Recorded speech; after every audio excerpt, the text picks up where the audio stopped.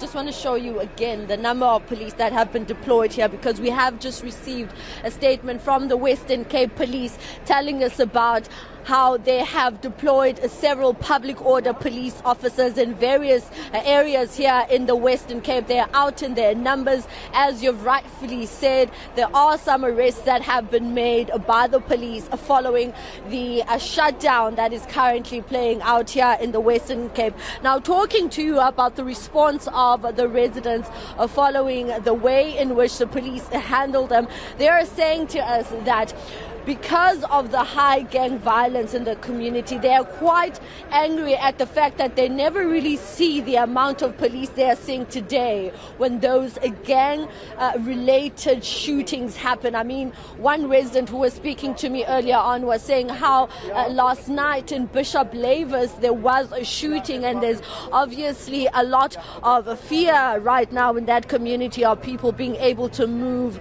around because of the fresh war scenes that they're seeing between two rival gangs there battling it out in that community. Now, let me just talk to that resident from Bishop Lavis. We're in Bonteheuwel now, but you were saying to me how Bishop Lavis is currently right now a war zone between two rival gangs. That's correct.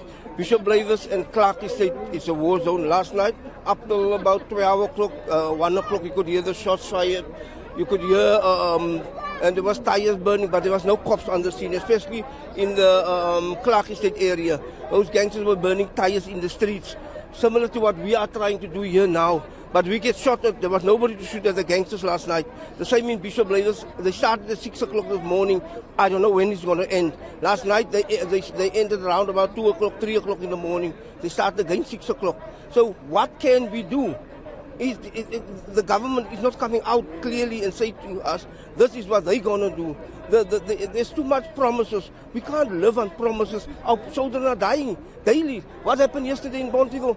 What happened in Bishop Lavis? What happened in Clark Estate? What's happening in other areas on the Cape Flats? Our people are dying, and the people are really heartful of now of empty promises by these people. And the councillors are also to blame for this, because they're nowhere to be found when people need them to discuss these things. And now they are there. They are there with the police instead of being with the communities that voted them in. And I can tell them now, the councillor of Bonteheuwel, Angus McKenzie, these people don't want to. They want to see his face. If they're going to see his face, it's going to be at his own risk, because this is so much so that people are so hurtful, they will kill him if they find him now. And that is the situation they created themselves. It's just like his father. His father was a collaborator with the apartheid regime, and now he is the same with the DA. So what we are saying is we're not going to stop. Today is not the only day that this is going to happen. There's going to be more, because the gangsters are not stopping. They're intensifying the assault on our communities, and we say this must not stop. All right, now the residents in Bonteheuwel and Bishop Lavis, Hanover Park and many other Cape Flat communities here in the Western Cape saying they are waging war against gangsters that are keeping them hostage in their own communities. Now I'm walking, Golly, to show you that as much as police have formed a human chain there on the other side, residents have also formed a human chain here following an address by the community leaders trying to restore calm here.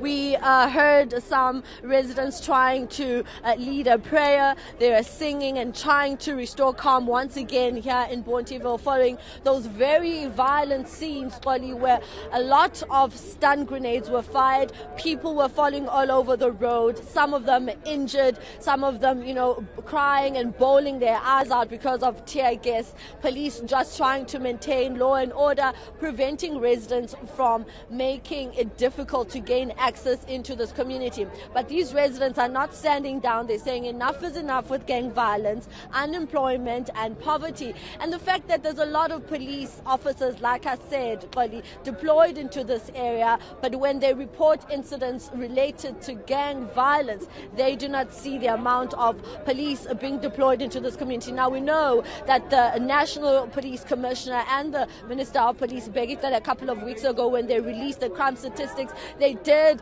in fact accept the fact that they do not have enough police officers on the ground as well as resources. They do say that they need additional police officers to be able to fight crime into this community. Now, we're being called to that other side of the road to go and see what is happening. If you can just allow us to go past here so we can show our viewers what is going on. This is the situation as it happens, Polly, and we're trying to paint a picture for you. We're moving with the crowds just to see what exactly they are moving to. There is another group on the other side, Polly, we believe, where our colleague eNCA Larson is, where we believe that residents are trying to move onto the roads to try and blockade vehicles from making their way in and out of these communities, directly affecting Cape Town's national highway. So what the police have been doing, because of the splitter groups who try to break out from the crowd, the splitter groups try to go onto the roads and try to blockade